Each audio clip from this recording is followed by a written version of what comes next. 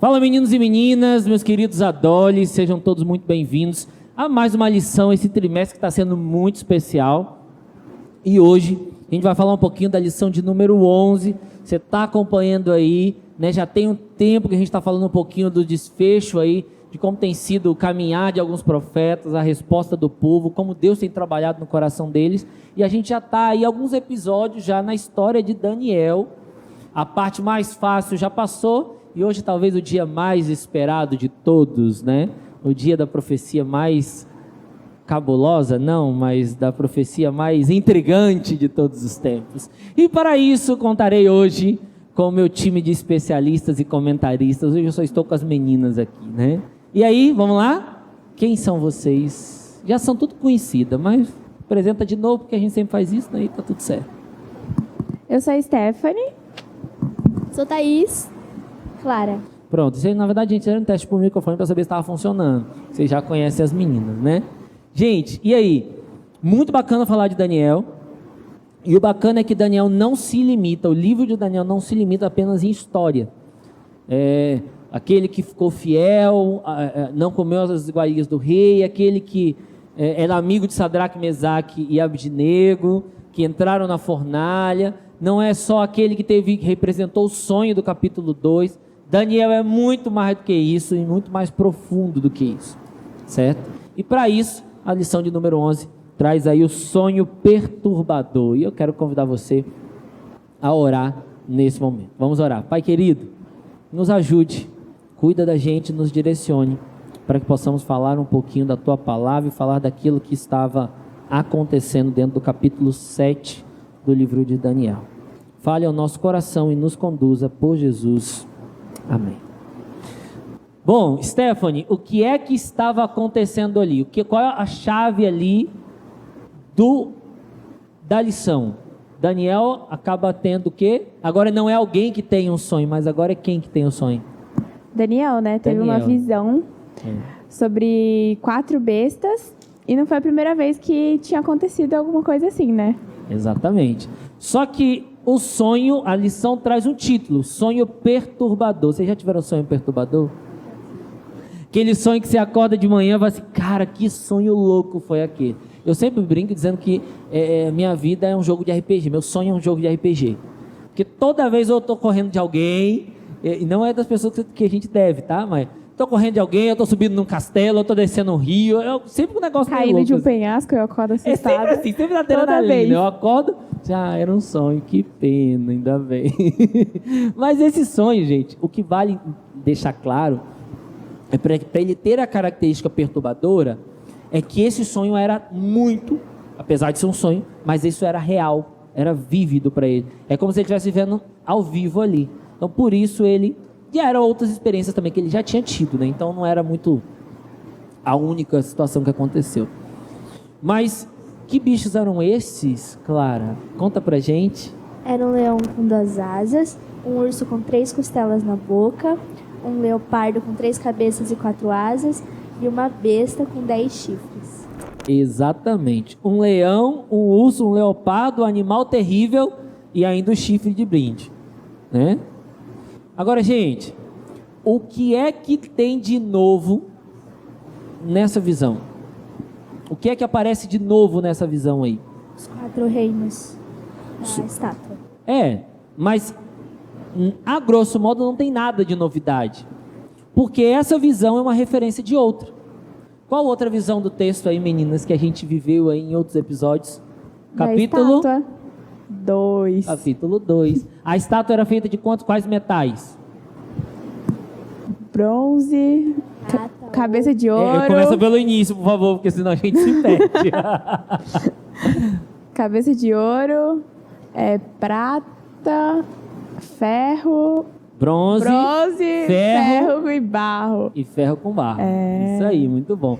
Então, isso, gente, mostra dentro da interpretação profética, que aqui capítulo 7 é o coração do livro de Daniel, é a parte central do livro.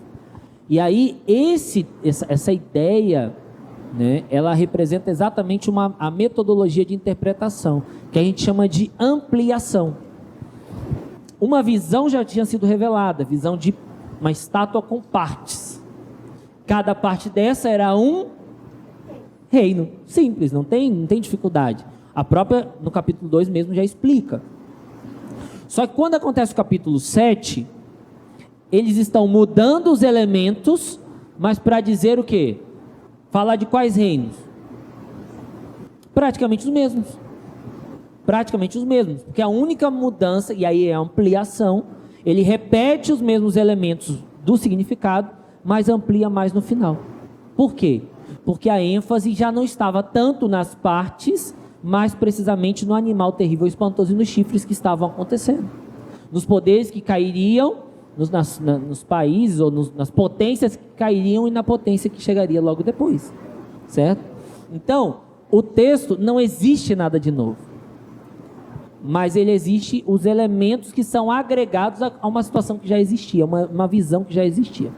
Tanto que, na próxima lição, que na outra semana você vai estudar, também não tem muita coisa nova. Muda os elementos, mas a mensagem é basicamente a mesma, acrescenta algumas coisinhas mais para o final. Mas aí também já não repete um dos elementos que ele já tinha passado, que era o período da Babilônia. Certo? Então, isso é muito bacana, porque mostra como Deus guia os cenários, como Deus guia a história. Vocês sabiam que nós somos historicistas. Nós não somos futuristas, nós não somos preteristas ou no passado, e nós não somos idealistas, nós somos historicistas. Deus se revela ao longo da história, Ele está no controle da história. Por isso, Daniel é um dos personagens centrais, o capítulo 7 de Daniel é um personagem central para se entender profecia. E dentro dela está uma das profecias mais conhecidas e que o povo tem por aí e vive quebrando a cabeça, mas nós temos uma direção nessa profecia. Que é a profecia, quem lembra? Número grandão assim. 2.300 tardes e manhãs. O que são dias em profecias, meninas? Anos.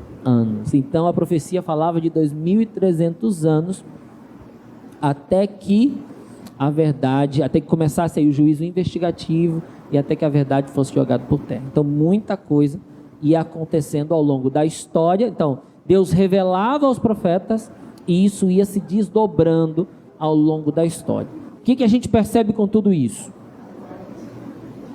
Primeiro, o que é importante, Deus deixa revelado. Mas pastor, ele não deixou isso assim, o detalhe. O que era importante estava revelado. Tanto que, quando começa os 2.300 tardes e manhãs, no decreto, lá no livro de Êxodo, para a reconstrução, no último decreto para a reconstrução das muralhas de Jerusalém. Ou seja, depois do exílio, volta, e aí Esdras começa a reconstruir, baseado no decreto, reconstruir a cidade de Jerusalém. E aí começa a contar 2.300 tardes e manhãs. Aí vem outra profecia dentro das 70 semanas, que é outro período de tempo, mas é uma coisa dentro da outra. Porque a maior profecia de tempo que a gente tem na Bíblia é exatamente o coração do livro de Daniel, 2.300 tardes e manhãs. Beleza? Então, primeira coisa, Deus está acima de tudo, mas Ele está no controle do tempo e da história. O que não seria da nossa vida? O que a gente precisa, talvez, aprender com isso daí, né? Thaís,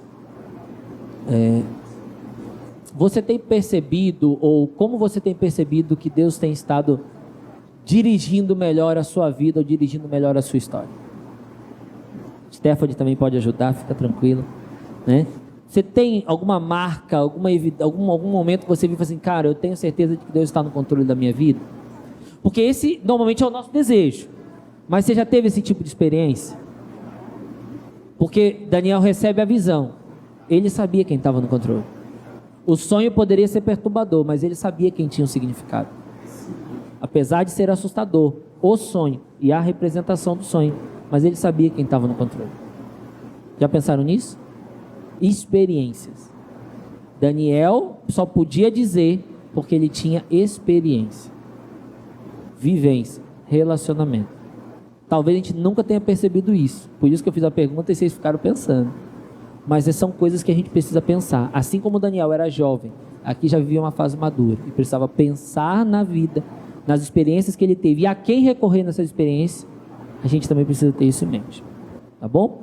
Vamos abrir o texto de hoje para a gente poder fechar aí. Daniel capítulo 7, versículo 27. O reino do Altíssimo permanecerá para sempre, e todos os governantes servirão a ele e lhe obedecerão. Apesar de novamente falar de reinos, períodos de tempo, profecias condicionais, ou seja, dependiam de uma coisa para acontecer as próximas. Mas uma coisa é específica, assim como na profecia do capítulo 2, na profecia do capítulo 7 também acontece. Existia um reino de todos eles que estava acima de todos, que era o reino de Deus.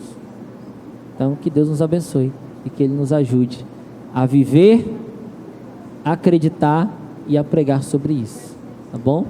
Existe um Deus acima de todos nós. Thaís, ora pra gente, por favor. Oremos então. Querido Deus, muito obrigado por mais dia de vida, muito obrigado por mais uma oportunidade de mudar e seguir os seus caminhos. Peço que o Senhor nos abençoe e nos guarde, nos dê um instante de sábado abençoado e que o Senhor possa sempre guiar os nossos caminhos e nos mostrar o correto para que a gente sempre, apesar de se desviar, sempre volte para os seus caminhos. É que eu peço e agradeço em nome de Jesus. Amém. Tchauzinho, galera. Até a nossa próxima lição. E aí nós vamos encaminhar agora no capítulo 8. Se cuida. Grande abraço. Tchau, tchau.